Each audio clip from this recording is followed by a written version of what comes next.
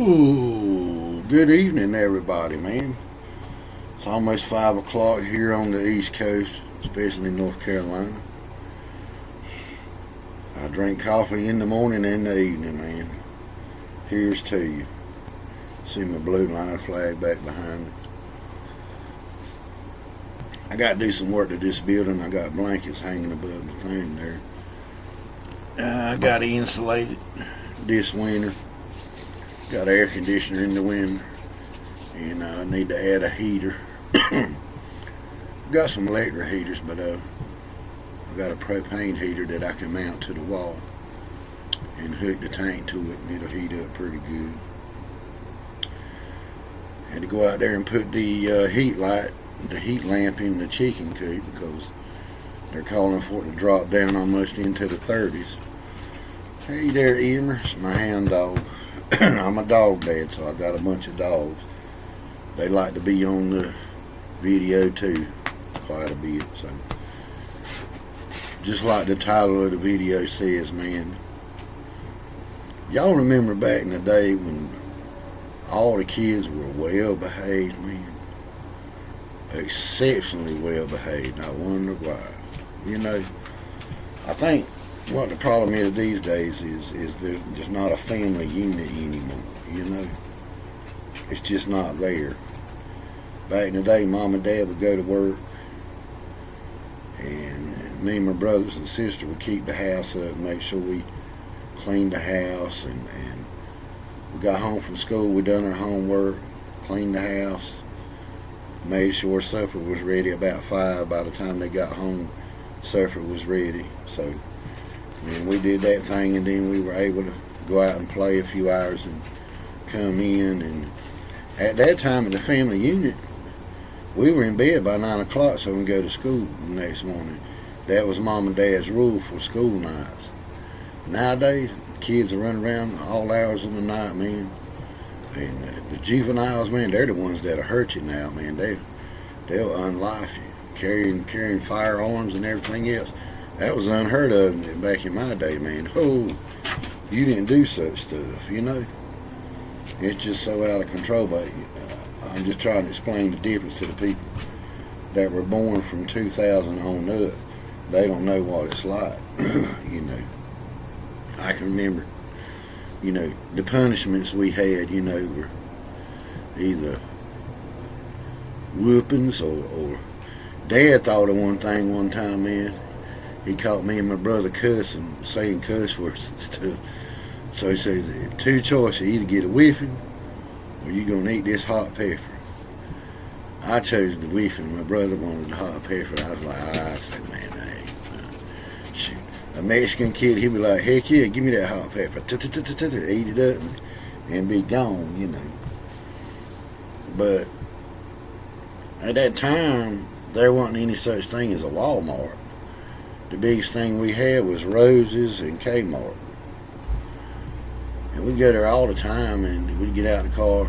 Mom said, I'm going in and get a few things. Don't you ask for nothing. I mean, nothing. You know, we'd like.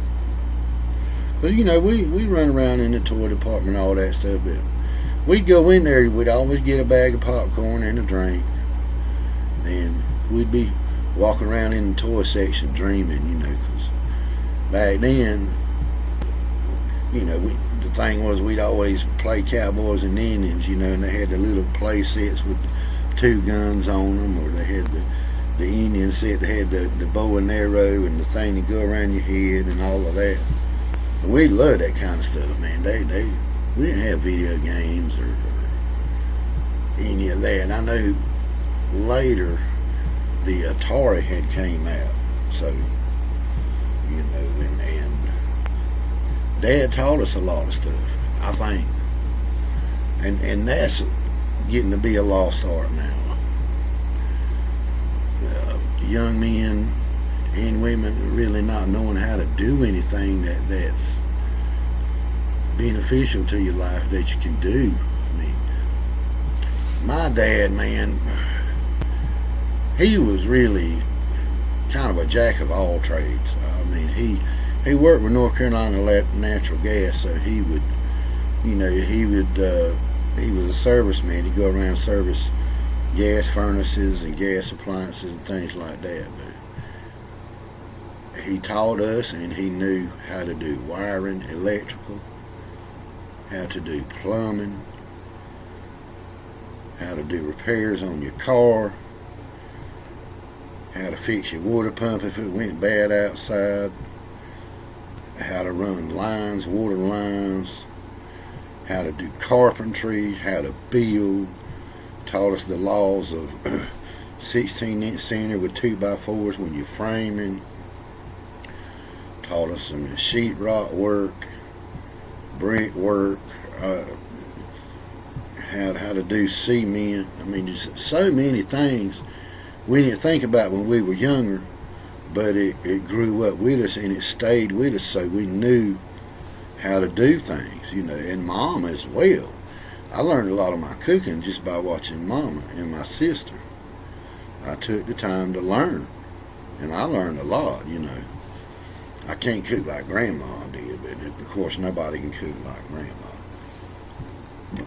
But, you know, you had the family unit back then, and going to Grandma's at Christmas time was always a spectacle. The whole family was there, man. They may have been 50 people in one house, man. That's how big the family was. And the older people kept the family together. The togetherness was there, and they cooked a big feast. Nowadays, everybody's just, I don't know where it went. And I look back now when the older folks are gone, and I understood what they did. They kept the family unit together. If there was a hunting trip, all the young men got together. They all went on the hunting trip. Same with fishing. The fishing trip was a doozy. You had 3 or 4 boats going to the beach, you know. And we all did the fishing together. 3 or 4 boats, man. My dad's, Uncle Doodle, my Uncle Willie, which is Uncle Porky, Uncle Bo, the whole 9, and Buddy. That's 5 right there. You talking about 5 boats. You know, and each of them had 3 or 4 people on it. So we all went together. Now all of that's gone, man. They done passed on. And but, you know, that's just something I thought about. The kids were so well behaved. Now you see kids running all over Walmart or in the restaurant you're trying to eat. You go somewhere, you see them sticking their hand in the buffet food, and it's all nasty, and you don't want to get no food. They run around all over everywhere, cussing people out, riding bicycles through the store, rambling through the grocery section, and parents ain't nowhere to be found, you know. I'm talking about a small kid. They running around wide open through the store, grabbing stuff off the counter, just tearing up stuff. Man, boy, Mama tear my tail up, but if I done that. And there was 5 of us. There were 5 of us. So in a way, I can understand this EBT thing with the people. Because we were on it one time, way back. This is back in the 70s. Mama couldn't get no help, and all these people fussing, and the ones that are on there making videos, they look like they ain't missed no meal in the last 5 minutes, I can tell you that. Some of them make 2 of me. So what does that tell you? I can remember a time Mama took us up, all 5 of us, to social services and sat us down and turned around and left. They had to go back and chase Mama down because that's how hard the struggle was, you know. She was almost about to have a nurse breakdown. She said, I need some help. And, you know, and both of them are working just as hard as they can work. They always work. Mama and Daddy work. They always work. Things were so bad back then, man. You know, they had a recession or that sort of thing. But looking back now, as I'm getting older, I can see more now than what I did in the past. Dad was a good man, boy. I miss him every day. That was my fishing buddy. He was my best man at my wedding, though. I miss him. I got his boat in the yard now. Got a brand new motor on it and all that, and it don't seem right going fishing without him on it. You know, we love the sheephead fish. I swear he could pull a sheephead out of a mud hole. He was that good, man. Some people got the talent for it, and he just had it. He could find spots and say, I guarantee that right there. He'd get what we call them one-arm bandits, them little crabs, and put it on the hook. He said, watch this. He'd drop that sucker down beside that pole, and it was on then. And because that's a tricky fish to catch. And but he'd be mad now because North Carolina just had a meeting on putting a stop on the sheephead. So I'm going to have to go to South Carolina now. It's always something. They already got us on the flounder. We can't have no flounder in North Carolina. Now they're going to get us with the sheephead. And there's not a shortage of the species of sheephead. There's not a shortage at all. So one buddy of mine had told me that it's because everybody's posting their catch on Facebook showing, look what I caught. I got a cooler full and it's sheephead. So you got the Commission for Conservation or whatever coming in, and that's what it is. It's not the commercial fishermen. A lot of people think it is, but it's the Conservative Commission. And North Carolina needs to tell them to hit the road, get on out of here, so us recreational fishermen can fish in peace. But sadly, that's not going to happen. But I miss those days of the family unit. I really do. Now all I got is my brothers. That's all I've got. I got one uncle and a cousin that's still living, and my Uncle Willie, and he's the only one left. He's the only one left, and then I got all my cousins.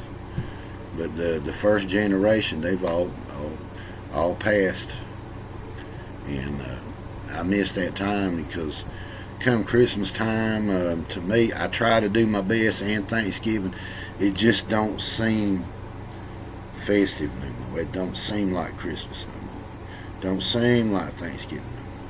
Because you don't have the grandmas there, man, who cook that super meal, man. Just, you miss it. Everybody does. I know everybody's in the same boat and they miss it. But it was good times. Very good times. So now that I've retired, I try to stay busy working my YouTube channels and playing my music and doing all of that. I love playing music, but I keep to myself a lot. I try to stay in the gym, trying to work out, and it's tough because of where I live at.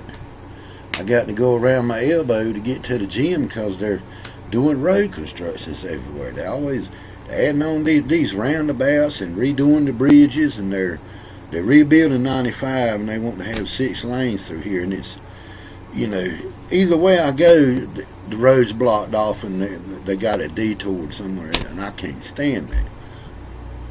The river's right down the road from my house, the Cape Fear River. So if I pull my boat, I got to go all the way down 301, turn around, come back, get on 87, and go down there. It used to be it's a straight shot. If the bridge was here, straight shot, I can go right on to Grays Creek there at 59 and go down and hit 87, and I'll be right there. But now I got to go all the way around, so I'll be glad when they finish all that stuff. But anyway, hey man, y'all like what you see in here, man, hit like and subscribe. Enjoy you some coffee. Try to be a better person each day as the day goes by, man, and get her done, man. As we say in Ronco, shine, yeah. Y'all be good.